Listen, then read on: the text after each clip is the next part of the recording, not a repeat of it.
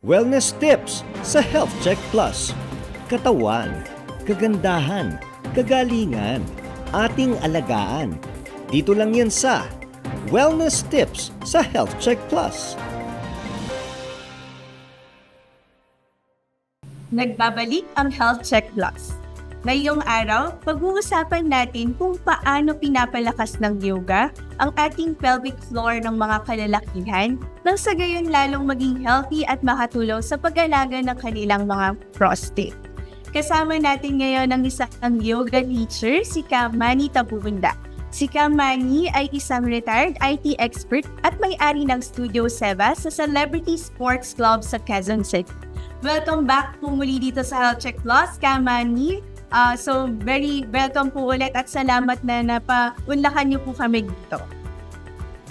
Maraming salamat sa iyo at saka magandang araw sa ating mga health checker na sana ay meron din kayong matutunan sa ngayong araw ito. Very excited po tayo, Manny, no? Kasi ngayong buwan ay talagang focus natin sa men's health, no? So talagang marami tayong gustong matutunan, lalong-lalo na tungkol sa yoga sa pagpapalakas ng ating katawan. So, marami talagang benefits ang yoga at magpapatuloy ng ating serye na nakatutok sa kalusugan ng mga ating kalalakihang health checkers ngayong Men's Health Month. So, Manny, unang tanong, paano po ba makakatulong ang yoga para maalagaan ang prostate ng mga kalalakihan? Alam mo, totoo lang, sa buong pagsasanay ng yoga sa mga iba-ibang studio or gym, kakaunti ang lalaki. 80% nagpa-practice babae, 20% siguro or less pa ang mga lalaki. Hindi alam na maraming kalalakihan na ito ay malaking tulong sa kanilang kalusugan. Lalo na yung hypertension, diabetes, at saka ngayon, number 2 killer sa mga lalaki, prostate cancer. I know a lot of friends. Ang dami kong kakilala na mas bata sa akin, kasi tanda ko, na they're bothered by their prostate enlargement. O tinatawag nila doon yung BHP, yung benign hyperplasia, di ba? Ganun, something like that, no? Or static plasia. So, ang problema namin ngayon, ang katawan natin kasi kailangan palaging na-energize. Hindi lamang sa pag-ehersisyo, pati sa tamang paggamit ng paghinga natin, breathing.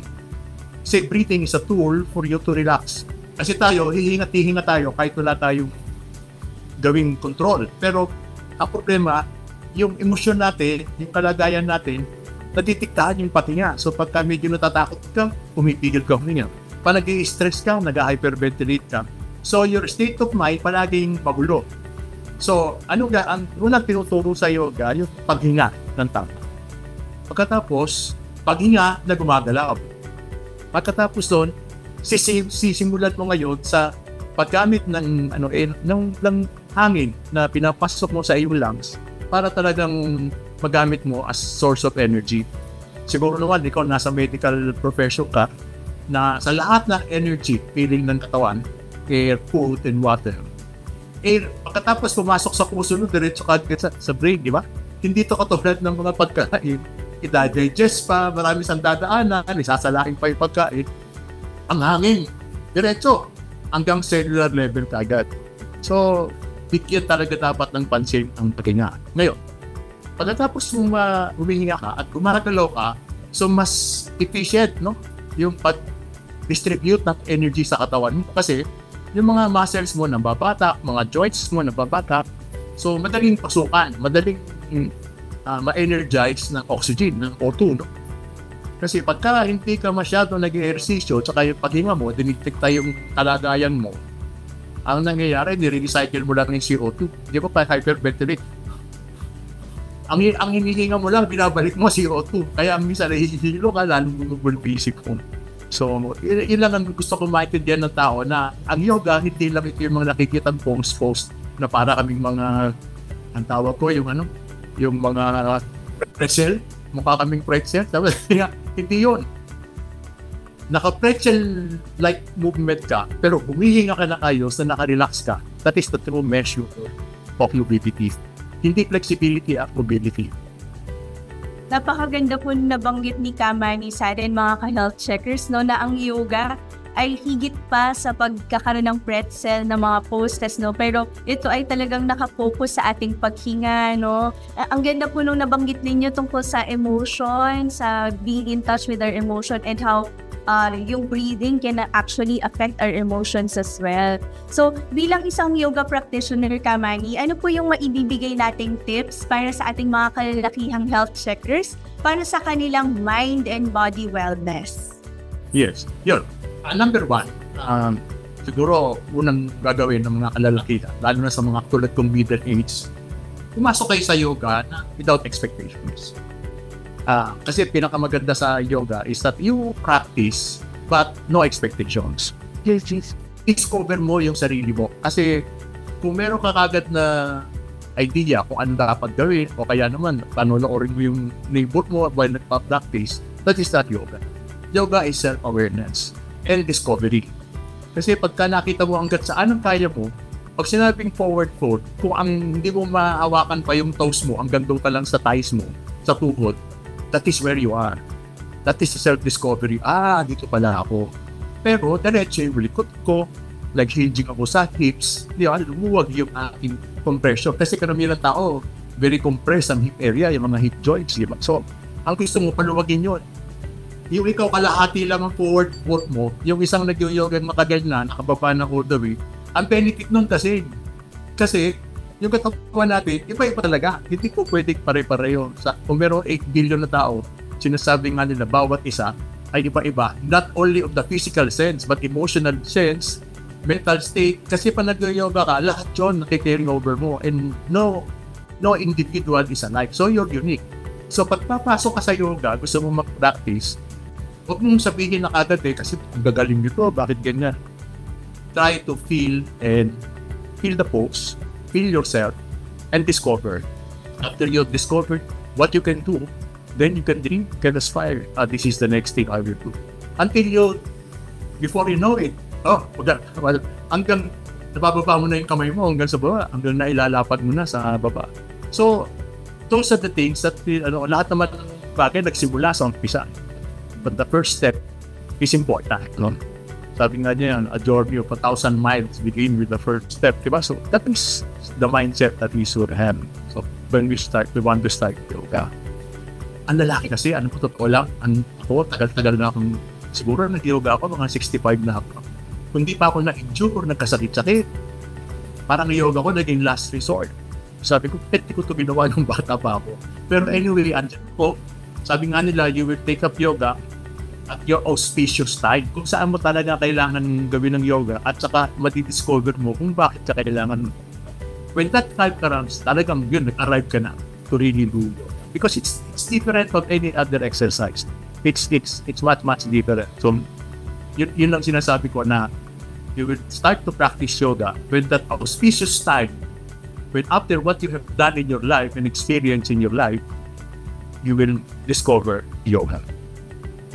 Napakaganda po nung nabanggit ninyo, Kamani, no? Kasi talagang pumapasok o nakikilala natin ang yoga sa parang kumbaga best time, no, sa ating mga lives and sa ating mga kalalakihang health checkers. Baka po ito na ang sign para po i-try ninyo ang yoga bilang isa sa mga health activities ninyo, no, para panatilihin ang inyong kalusugan.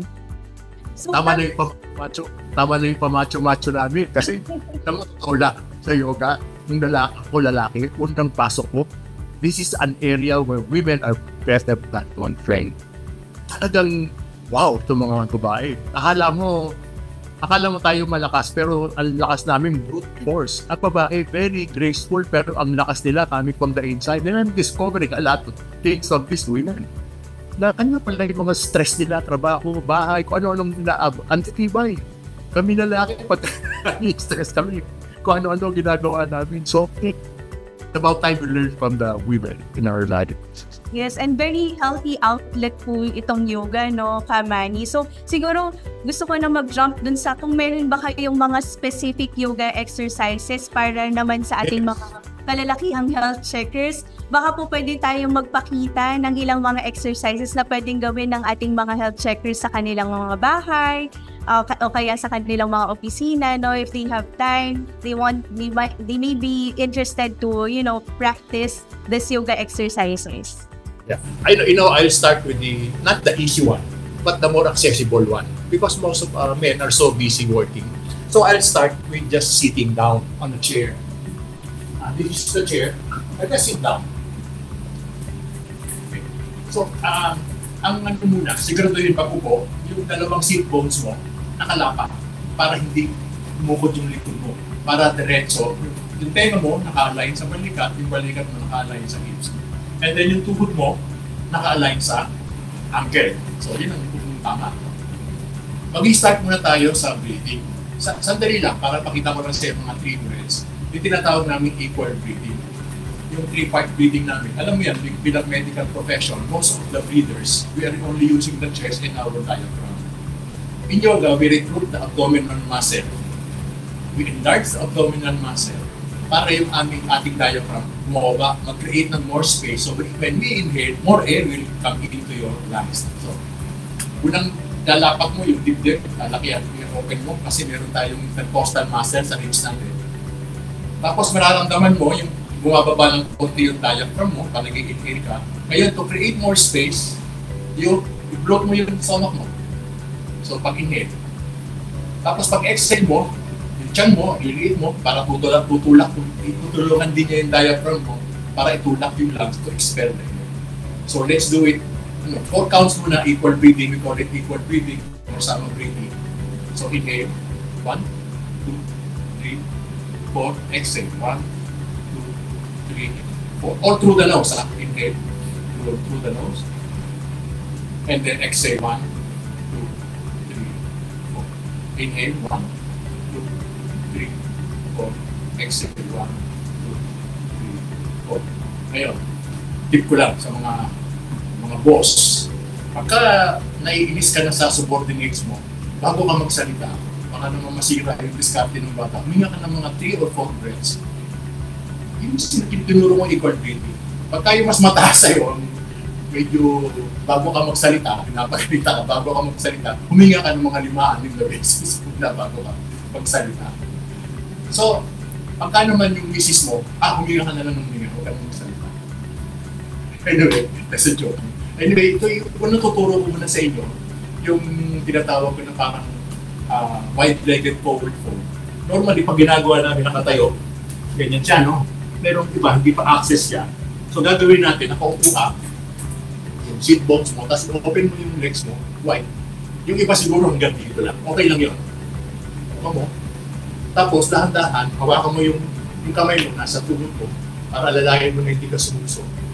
Forward fold lang. Kung meron pang space na binibigay sa'yo, kailangan yung likod mo diretso. Nakita mo yung likod mo. Hindi importante kung gaano kababa ang tahan mo. Importante, habang bumababa ka nakadiretso yung likod. Hindi po pwedeng nakaupod yung lumbar spine. So, diretso, baba. Kaya kung may space pa, baba mo na yung kamay mo. Kung makikita mo, yung humihila dito sa inner thigh mo. Yung mga inner hamstring, yung sartorius muscle. So, importante yun para ibukan niya yung ating hips. Kasi most of the issues sa mga lalaki-lalakihan, lalo na kami masisikip ang aming hips compared to women. Women talagang by nature, they have wider hips. No? Kami, maliliit ang hips namin. So isipin mo, maraming organ sa loob, nag-iipitan yan, na 6 na 6. As we get older, sumisikip ang hips. Pagkatapos, pag may konti kang issue, lumalaki pa yung tiyan. Pag lumaki yung tiyan, hindi lumalaki yung stomach mo. Dahil sa fat, pinipress down niya yung mga internal organs mo. So, we need to create space doon sa hips natin para lumuwag yung mga internal organs. Yung tinatawag natin pelvic floor. So, panisado mo naman yung mga pelvic floor para kailangan makakatulong din sa pagdumi, pag-ihi. Kaya pag nilubukan mo yan, yung prostate mo, nabibigyan ng area na tubig. Another one, kung sakali naman kaya mo pa umupo sa floor, iba kasi, hindi pa nakakaupo sa floor. Pag nakaupo naman sa floor, pwede nyo gawin. Kita lang ang pakan nyo, pag-dikitin mo. Kaya. Tapos, nakadiretso ka, try mo ibaba. Ngayon, may mga tao talagang hirap silang buko ng ganito. Kumuha kayo ng libro, wala kayong yoga block. Ito, yoga block. Pero kung meron kayong libro, mga 3 to 4 inches na patong-patungin nyo, upuan nyo. Pag naupuan nyo, lapang nyo yung tuhod nyo, nararamdaman nyo yung opening ng hips. Always straight spine, hindi ka buhukod, laging straight. So pag na-ganyan, okay na siya. Isang pangalawa yun na pwede nyo gawin. Yung isa naman, nakaupo ka, kasi mahirap yung dalawang paa magpo-forward fold. So ang gagawin natin muna, yung naka-bend muna, yung isang kapaa mo, yung left for example, talang baka mo nakadikit sa inner thigh mo, sa right side. And then, tumingin ka sa toes mo, ilakad mo yung kamay. Pero, huwag kang makaabuti mo, nakagano'n ka, nakakapag balikod mo. Mas gusto ko pa, na ganyan ka lang, pero nakakadiretso. Makikita mo yung mga muscle mo, magmula dito sa hips, humihila, yung hamstring mo, humihila siya. So, para lumuwag din ng hips mo. Kasi, yung hamstring natin, pag musikip, humihila din yung ating pelvic, yung ating pelvis, di ba? So, doon sa nanggagaling, tapos sa tuhod natin, naghihilahan siya, sumisikip tuloy yung ating hita. So, magkabilang legs. Kaya kung ganyan ka lang, ganyan lang, okay lang. Huwag mong pilitin mo na. Tapos, another thing na kayo kanina na nakaupo, ito na yung last one. Yung naka-T4 kayo, hindi kayo mag-T4 yung lalaki. Pag T4, may kausap ka, basta i-diretso mo yung katawan mo, isang kamay mo, i-push mo. Tulakin mo pababa, yung tuhod mo. Pero kailangan, para masikyo mo yung tuhod mo, hindi pumilipit masyado, naka-flex yung paa para pumipipit siya. Pero, so pagka pinupush mo down, nararamdaman mo, pasubok mo sa mga sa studio dyan sa inyo, nararamdaman mo talaga lumuluwag yung pelvis area. Magkabila. Ganyan. Tapos, kung medyo gusto mo mag-adventure sa ibang lalaki, pwede niyang buhatin yung paa niya, tapos itaas mo para medyo mas maluluwag pa. Ganyan yung mga ibang tips na pwedeng gawin. Ngayon, isa na lang last, nakahiga pala, bigyan ko lang tips na nakahiga. Higa kayo, siguraduhin nyo yung sacrum nyo, yung lower back nyo, nasa flat on the floor. Tapos, action yung paa nyo. Ngayon sa ibang tao, at this point, lalo na hindi nag-yoga, mahirap to. Ang sinasuggest ko, tumalikod kayo sa headboard nyo sa kama, and yung headboard nyo, ipatong nyo yung paa nyo. Simula kayo 2 minutes, hanggang maging 5 minutes hanggang 10 minutes. Ang tulong pa rin nun, alam mo naman, nasa medical profession ka, yung venous flow, ng dugo mo magmula sa paa mo, pupunta sa puso mo, bibilis. Kasi karamihan ng tao, kaya nawawalan ng resistensya o stamina, mabagal yung balik ng dugo sa puso, di ba? Para i-pump out ulit, ma-oxygenate, para i-pump out ulit. So, pag bumabagal yung balik, so kukunti na yung umiikot na dugo na fresh, na may bagong oxygen. So, through this pose, yung tawag namin yung legs on the wall, o sa straight body, at running, nakakatulong talaga. It's a yoga pose, it's not, hindi namin ginagawa. So, yun lang muna i-demonstrate ko. Kung gusto nyo matuto pa, yung mga kalalakihan, meron kaming Father's Day celebration, imbitahin mo na sa celebrity, alas 7 ng umaga. Kung gusto nyo mag-practice with me, I'll be there. I'll be waiting for you, and let's do yoga. At walang bayad yun, ha? Sasabihin mo sa mga kalalakihan, pumating lang kayo at tatay kayo, libre ang inyong practice sa class ko ngayon. Testingin nyo kami. Thank you very much po sa inyong pag-demonstrate, Manny, kasi nakita ko na very doable siya, no? So talagang ito makakatulong to sa pag-aalaga ng prostate, pagpapalakas ng pag-open ng pelvic floor nila, no? Na may katumbas na magandang pagdumi at pag-ihi, no? So, ito mga exercises po na naipakita natin, ano po yung recommendation ninyo as per the frequency? Gaano kadalas po para maging effective para sa pagpapalakas ng kanilang pelvic? Alam mo sa akin, ginagawa ko yan, lalo na yung legs on the wall, bago matulog. Ang sarap na tulog mo. Buka mo na mga 5 minutes, gano'n. Pagkatapos sumiga ka na, nakahigaan na hindi nakatagilid, Kasi nga ka lang yung masip tinuro ko na equal breathing. Ang sarap ng tulog. Ang nangyayari sa akin, matanda na ako, pero pagdating ng mga alas 2, I have to wake up because I have to pee. Yun ang problema ng matatanda, we have to pee at least once, no? So pag pee ko, pagbalik ko sa kama, yung ibang kaibigan ko, matanda, hindi makatulog na. gawin mo uli yun. Like, sundan mo, mag-breathing ka. Before you know it, you're asleep.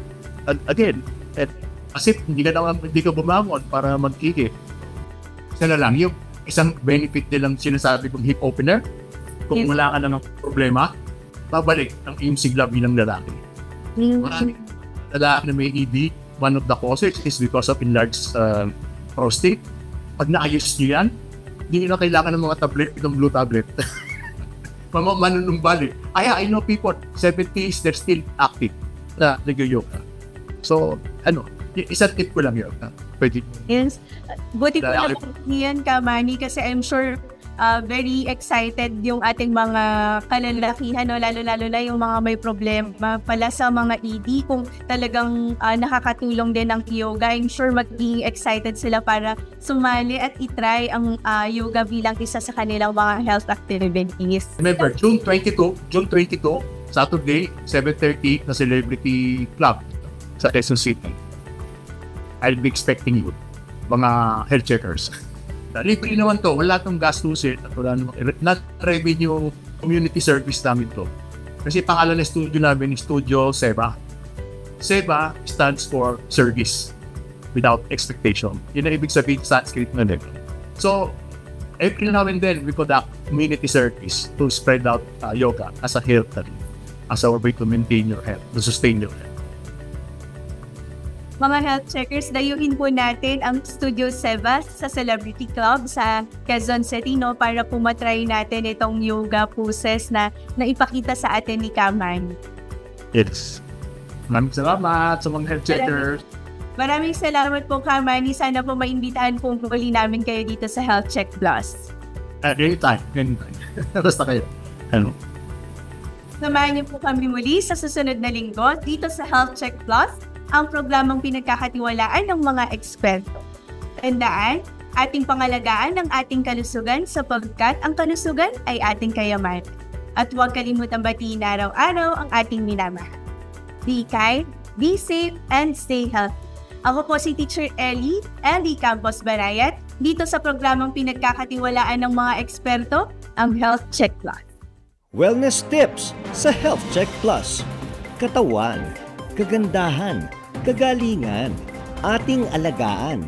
Dito lang yan sa Wellness Tips sa Health Check Plus.